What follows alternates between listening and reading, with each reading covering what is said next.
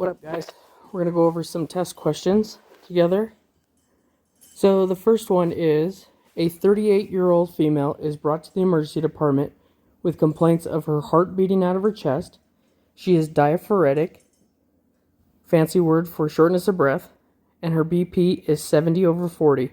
The cardiac monitor shows supraventricular tachycardia, which is also SVT, a Valsalva maneuver, and 3 doses of adenosine have not been successful.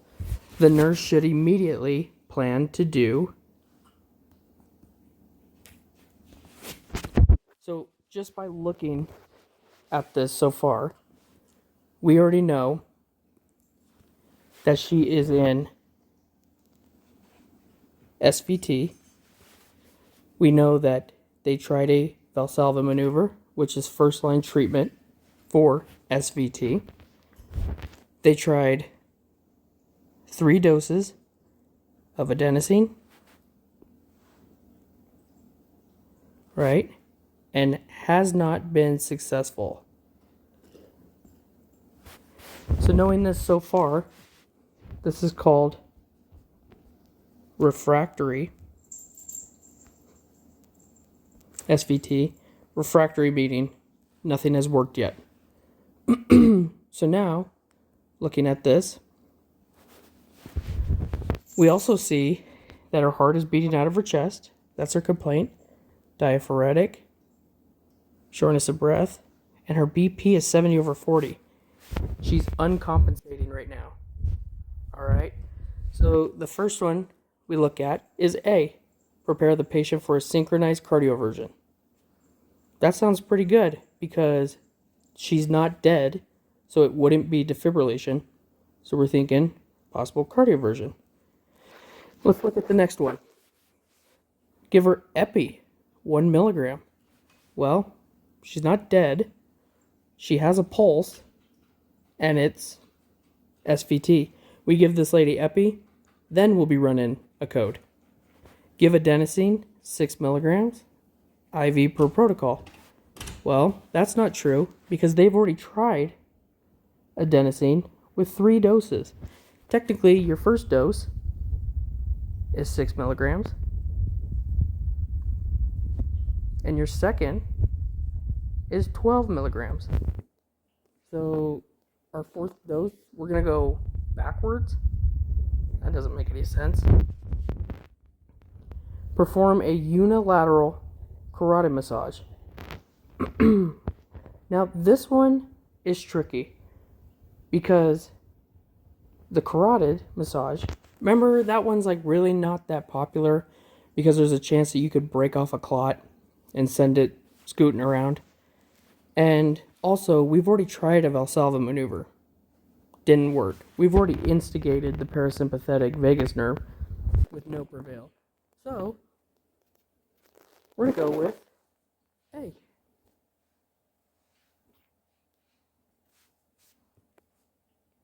Prepare for a synchronized cardiovert.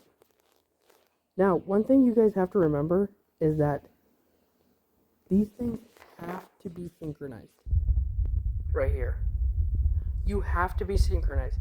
And what that does is every time that you have an R wave right here, you'll see an arrow pointing at it. And then you'll have another one. And then you'll see an arrow pointing at it. And the reason that is because it wants to land on that R wave. Because if we just let it fly and we press send it, there's a chance we're going to land on that T wave at that special spot again, and we're going to cause them to go into torsades.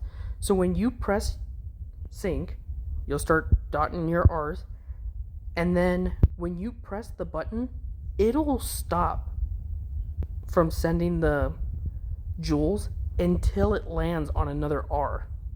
So even if you pressed it right here, it will take this second right here to land on that R wave, because that's why it's synced. so we don't end up here. Okay? Now, a lot of times you'll see VFib, ventricular fibrillation. There's no R waves. So it's just going to send it. Let's go to the next one. Prior to discharge from the emergency department, the nurse prints a rhythm strip on a patient and notices that the P wave cannot be detected. Okay, so let's start marking that out.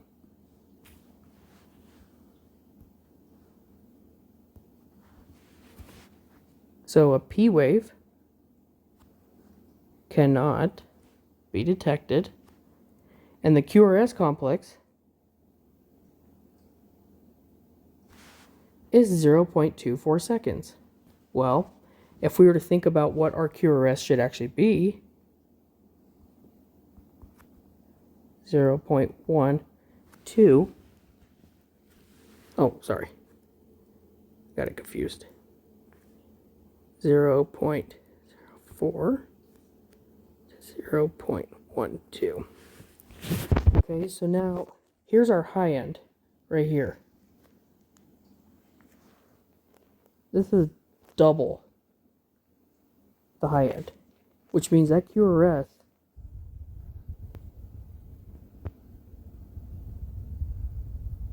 is going to be a fatty. Okay? That distance right there in between it, we're starting to think that this is something ventricular right there. Okay? So, Jesus Christ. This is a change in the patient's condition. So he hasn't been sitting with this rhythm. This is new. What is the best action for the nurse to take? Are we going to measure the PR interval? Well, no, because a P wave up here cannot be detected. So what are we going to be measuring? Okay, so we're not doing that one. Prepare the patient for discharge. If you prepare this patient for discharge and they're in ventricular tachycardia, you might as well start putting in your application for McDonald's. Because we're not going to send somebody in VTAC home. Are we going to notify the provider about this? Yeah. We need to let him know a status change and he's probably in VTAC. Or continue to monitor for abnormalities. We're going to let this patient sit in ventricular tachycardia and continue to monitor. Well, the next abnormality that's going to come is death. Might be a little late. So if you look at this question, knowing your QRS complex right here is going to save you in this test question. Because we already did the math up here. We know the high end, double the high end. We're going to let this patient know, or the doctor know, that he is having possible VTAC. Notify the provider. Okay. A patient is to have synchronized cardioversion for treatment. For treatment of atrial flutter. He has received heparin, 500 units. Which of the following interventions should now be performed? Well, he's already got a diagnosis. And we know what we're going to do here. We're going to want to sync cardiovert a patient with atrial flutter who has also received heparin, 500 units. Okay, so now, which of the following interventions should be performed? Are we going to assist the MD in intubating the patient to stabilize the airway? No, not unless you plan on killing him. So there's no reason for this. Because the patient, you can give them something to knock them down. You can give them like Versed. But, I mean, I have seen it where they don't give them anything. The patient's too critical, and they just send it. So there's no reason to put them down. Sedate the patient with Versed. 2 milligrams IV push. That sounds pretty good. Set the defibrillator to asynchronized mode and charge at 300. Well, defibrillator, we're doing a cardio version. And second, defib is when they're dead. Asynchronized, you're going to run a chance of hitting that T wave. And 300 joules is normal for this. But for dead people, this person's probably going to get 120 joules. If that, maybe 100. We ain't getting no 300 though. That right there is going to put them into asystole. Steadily increase the voltage until the beats are captured.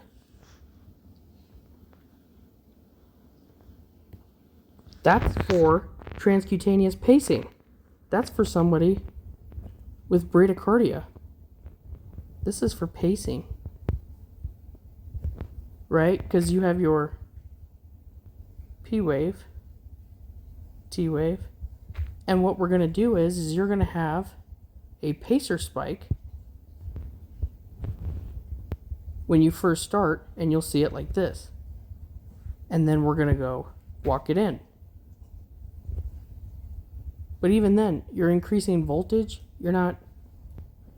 Yeah, this is just a messy question. Or a messy possible answer. So the answer to this is going to be sedate the patient with 2 milligrams Versed IV. It just makes the most sense here. So we're going to discard that. And sure enough, let's go to the next one.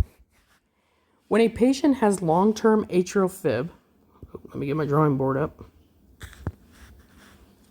When a patient has long-term,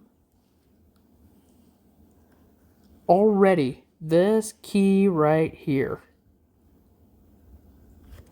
and then when you couple it with this, huge key terms, right? Because this possible blood clot, or he's already being treated with an anticoagulant, possibly warfarin. So that's a huge key term right there. Long term. Okay. The nurse would expect to include which drug, okay, we're looking for a drug, in the plan of care to minimize the greatest risk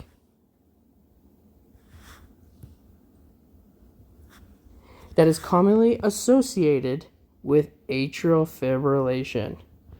Well, beta blocker? No. Digitalis?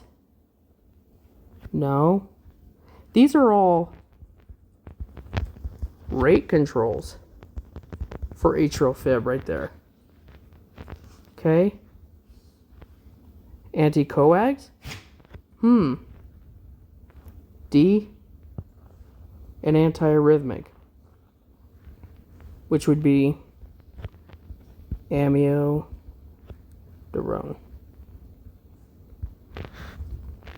So long-term atrial fibrillation, we're thinking blood clot. Anything past 48 hours of having of AFib, we already run the risk of a blood clot forming. Now, this is long-term blood clot. We're going to go on an anticoag right there. The answers in these questions are right there. They give them to you. If you can think of the pathophysiology, the answers are there. Okay, when a patient has long-term atrial fibrillation, so the patient has long-term, once again, atrial fibrillation, The nurse would expect to include... Oh, shoot, we already did that one.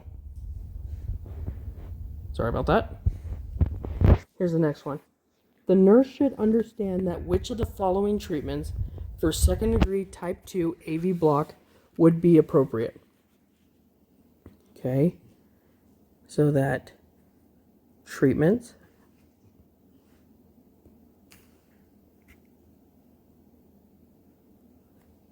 for a second-degree type 2 would be appropriate. So let's think about what we're allowed to give to this. But if we think about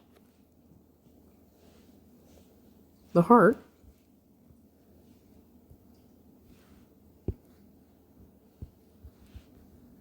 got my SA node, my AV node, bundle of His, bundle of branches,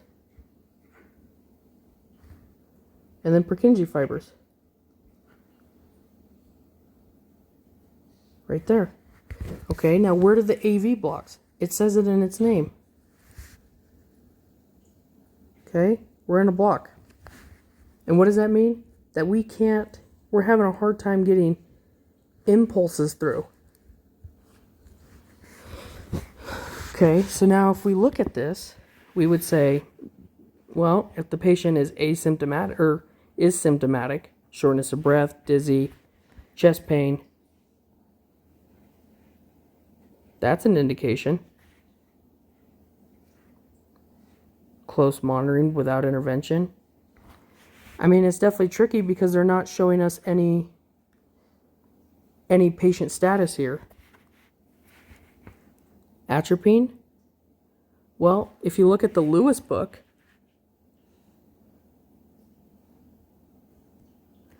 the Lewis says that this isn't helpful.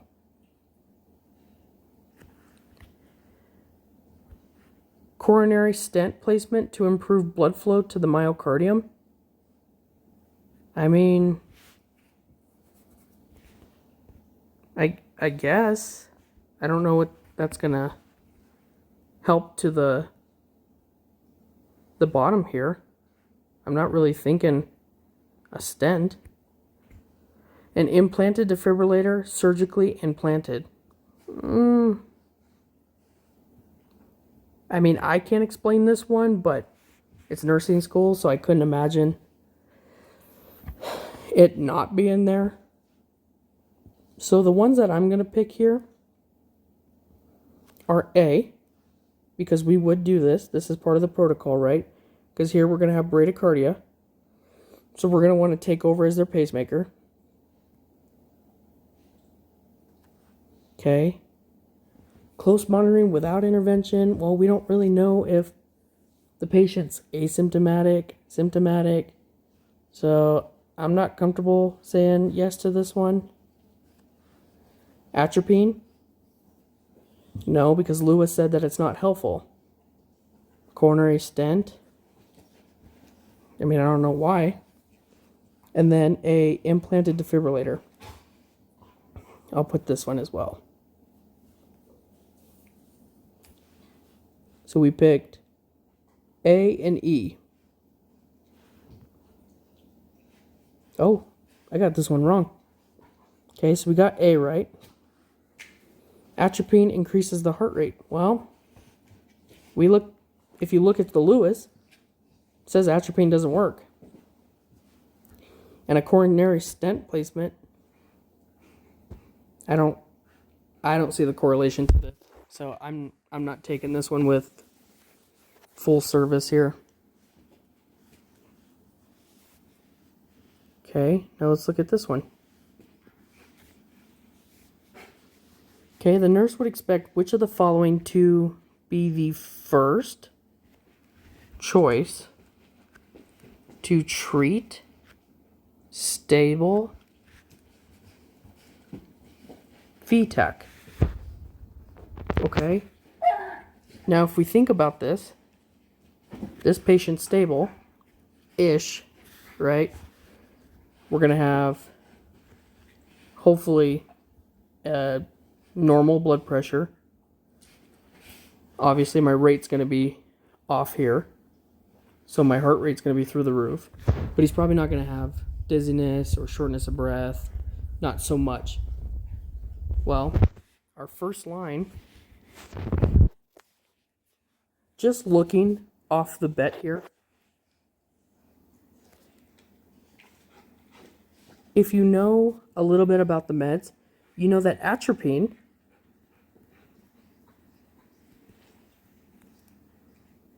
is a anticholinergic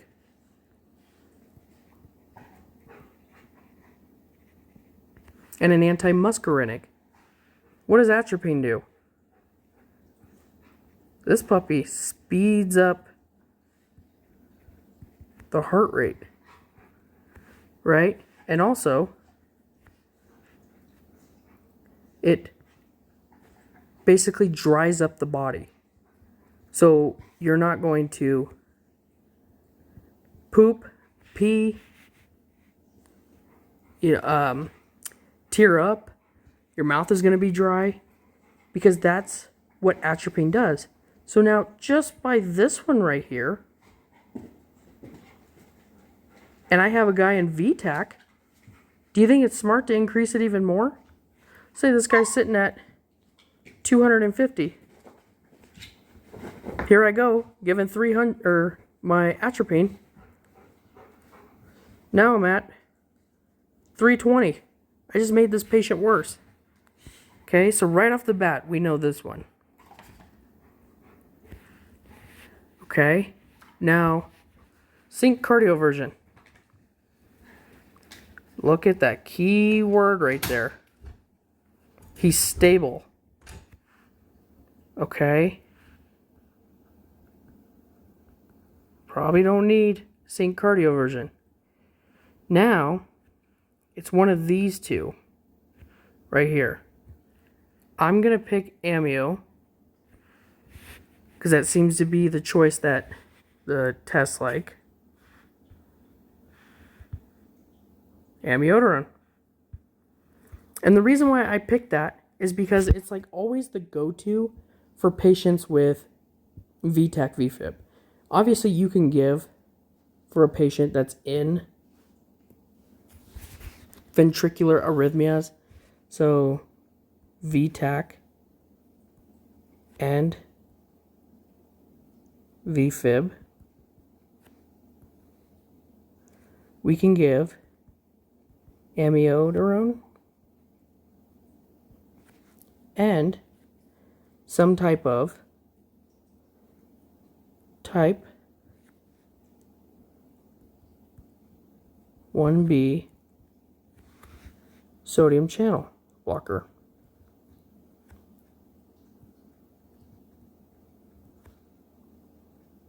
And that would be lidocaine.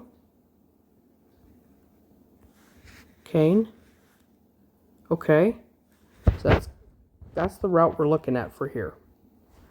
So amiodarone all day. Remember, yeah, this is for an alive patient, sync cardiovert, but he's stable. So take a second to read the question because the answers are in there.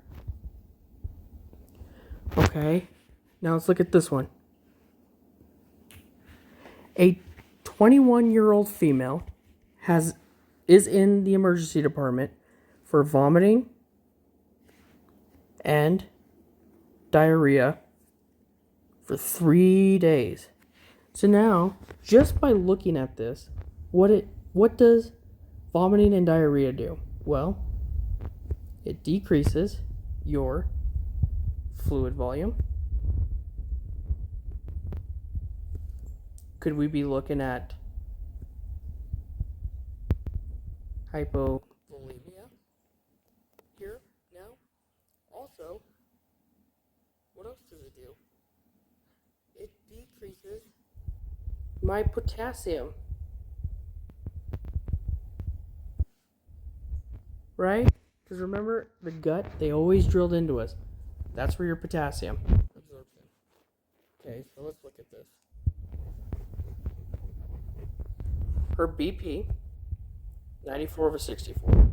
If we did our map on this, oh,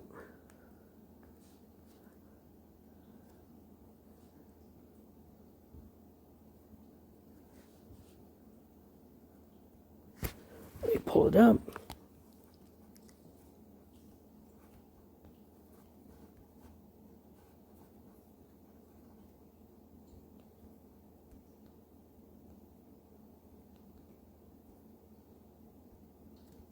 We got a map of 74. Is that greater than 65? Yes. Okay, so we got a good blood pressure. Her EKG rhythm, that she is in sinus tachycardia. The best action for the nurse to take initially is to request pain medication for the patient. It doesn't say that she has pain. Nope. Cardiovert the patient immediately. So basically, this is trying to say that she is unstable. Oops. Where does it say that in the question? I got a map that's greater than 65. And all I have is sinus tachycardia to go off of. Well, with this patient who's possibly hypovolemic, do you think her pulse is going to be elevated? Right? If we think back to what we learned in the past with shock, yeah, we're going to have an elevated pulse here. Okay?